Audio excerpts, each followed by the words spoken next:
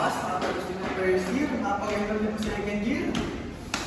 Ito yung mga schedule ko, mga subject.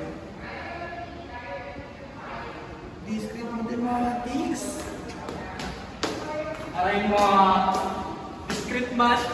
Kamot mo yan. Kamot ulo talaga. Akala ko sa IT pindot lang.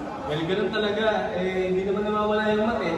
Pero alam mo ba, napakahalaga ng discrete mathematics kasi maraming gamit sa typing.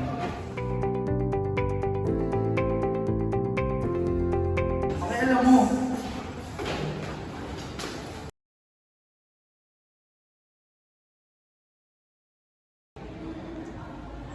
Bakit kaya alam na alam ng feed ko kung ano yung gusto ko lagi nakikita?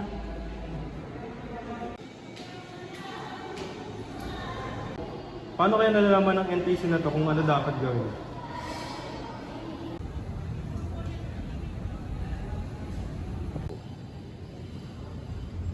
Paano kaya nag-decide tong dating app kung sino yung makakamatch? Well, the secret behind all of that is discrete math. So ano nga bang discrete math? Discrete mathematics. Discrete mathematics is the math of the digital world. Unlike usual na pinagpapapunta natin, discrete math focuses only on the countable numbers or mga whole numbers at mga bagay na ginagamitan natin ng logic that powers computers, applications, and also algorithms. Para mas maintindihan natin, tignan pa natin ang ilan sa mga halimbawa.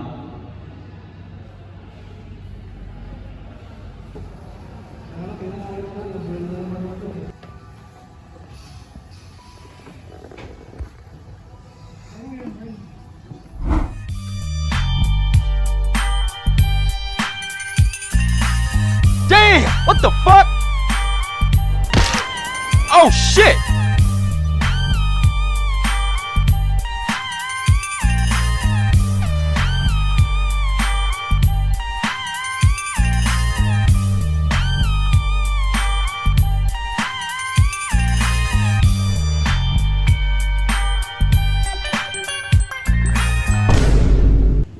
NPCs in video games don't actually tick on their own. Ang mga actions nila ay naka-base lang sa mga logical conditions. Na kung saan, ang mga conditions na to ay may outcome lang na either true or false.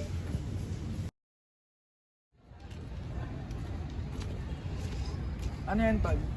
Sugal na naman? Scatter tol, oh. Tangin. 300 nga kinasin ko eh. Puro talo. Paldo yan.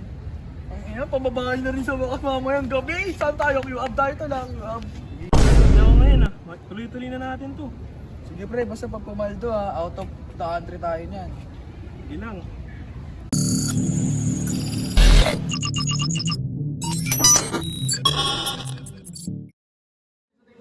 Bobo talaga itong mga Pilipino na to.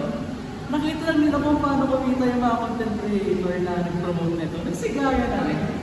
Hindi nila alam, ginamitan ko lang ito ng logic. Nasa una ka lang mananalo. Easy money.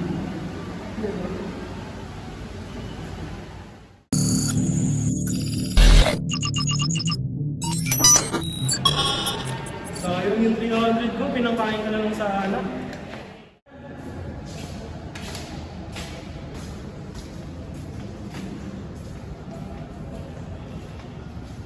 Ngayon alam niyo na kung bakit hindi laging sure money sa sugal.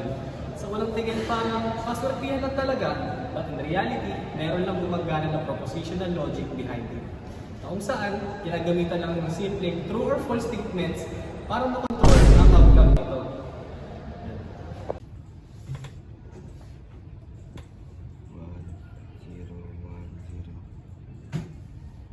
Ba to? Saan sa ulo? Walang kasawang 1 tsaka 0. Kuya, anong nangyayari sa'yo? Dali-dali lang yan ah. Para sa'yo, madali. Ako ayaw ko ng math eh. Ano ba kasing kinalaman ng 1 and 0 sa ID? Napakahalaga kaya ng 1 and 0 na yan. Yan ang dahilan ba tayo naiintindihan ng mga computer natin. Ha? Paano? Yung 1 at 0 na yan, nagre-represent ang dalawang states. On and off. May ibig sabihin ng bawat pag-on at off na nangyayari sa loob ng computer natin at yun ang binabasa niya. Wala pa rin talaga maintindihan sa sinasabi mo. Ganito, Sabihin natin nagka-type ka sa Microsoft Word. Ang nangyayari niyan, sa loob ng computer natin, mayroong mga maliliit na mga light bulb at switch na nagpapagana sa kanila. At sa bawat walong light bulb na naka-on or naka-off, ay nagre-represent ng isang karakter. So, ibig sabihin, sa bawat pagpindot mo ng keyboard, nagre-respond ang mga switch at light bulb na ito upang ma-output sa screen ng karakter na pinindot mo.